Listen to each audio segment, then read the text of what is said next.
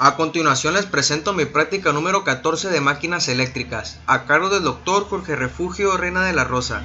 Dicha práctica consiste en el control reversible de un motor trifásico de inducción, por medio de un PLC.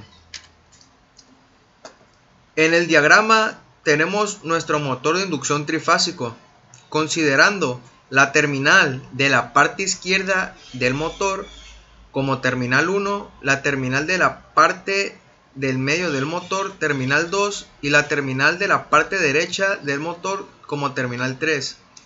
Esto lo utilizamos en sentido a cómo conectamos las líneas desde un principio con el contactor F, el cual al entrar los contactos F tenemos que el motor girará en sentido de las manecillas del reloj, debido a que línea 1 lo conectamos a terminal 1, línea 2 lo conectamos a terminal 2 y línea 3 lo conectamos a terminal 3 cuando entran los contactos F.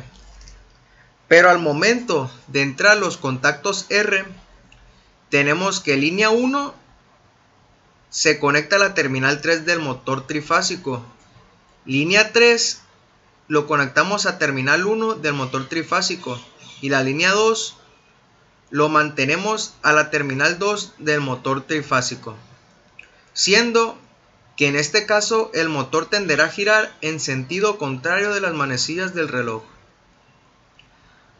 Pero aquí nos topamos con un problema, el cual tanto los contactos F como los R no deben de entrar al mismo tiempo, debido a que provocaremos un cortocircuito. Esto lo explicaré más adelante cómo lo resolvimos. Bueno, sabiendo que al momento de que nosotros queramos detener el motor, debido a X razón, un accidente o de que ya terminamos la producción, el motor tenderá a girar por inercia y la única fuerza que lo detendrá es la fricción. Lo que nosotros hicimos es proporcionar un frenado dinámico para poder detener el motor más rápido o detenerlo al seco, como se diría coloquialmente, el cual lo que hicimos en el estator del motor, en las bobinas del estator, sustituimos la alimentación de corriente alterna por una de corriente continua. Así generaremos una serie de campos magnéticos estacionarios de igual número a los que había de campos magnéticos rotatorios o giratorios. Esto es, al conectar corriente continua, proporcionaremos campos magnéticos estáticos, el cual frenará al rotor del motor. Esto puede ser muy útil a la hora de un accidente, porque frenaremos el motor de una manera más rápida. Como les mencioné anteriormente, si entran tanto los contactos F como los contactos R al mismo tiempo, provocaremos un corto. Esto lo resolvimos mediante nuestro circuito de control con un PLC.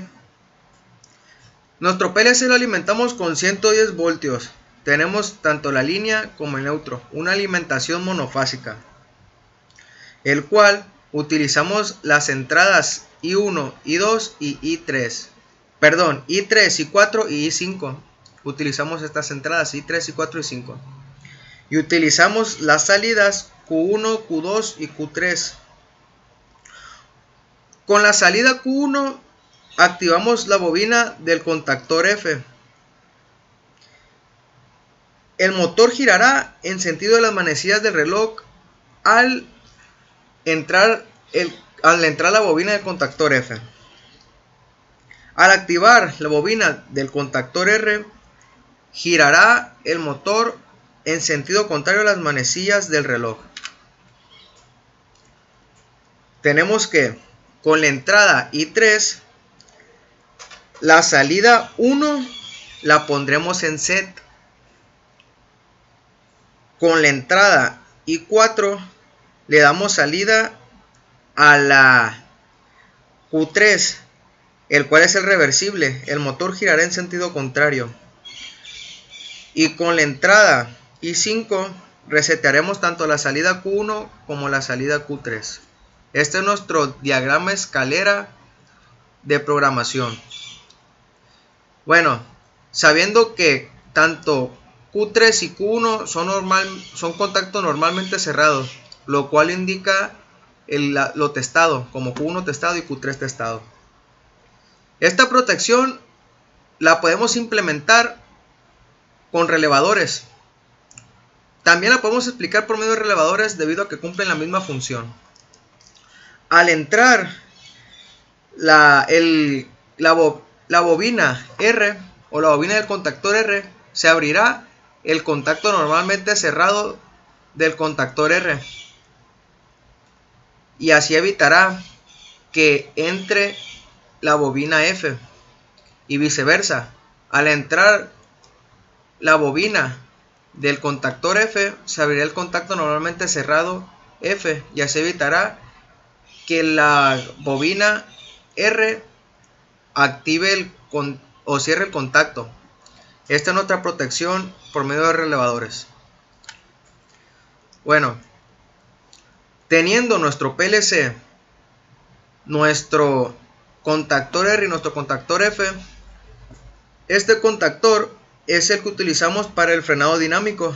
Aquí, como pueden observar, tenemos nuestro puente de diodos, el cual suministrará corriente continua para hacer el frenado dinámico al motor. Le colocamos una banda blanca, una cinta blanca o un pedazo de bolsa blanca para poder observar en qué sentido girará nuestro motor. Tenemos el botón de paro como color rojo y los botones F y R como colores azul. Al entrar los contactos F, el motor giró en sentido de las manecillas del reloj.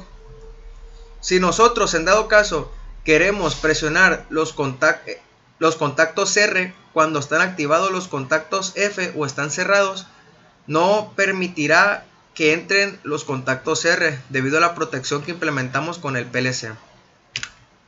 Al entrar los contactos R, el motor gira en sentido opuesto a las manecillas del reloj. Esto sería todo por mi parte. Gracias por tomarse el tiempo por ver este video.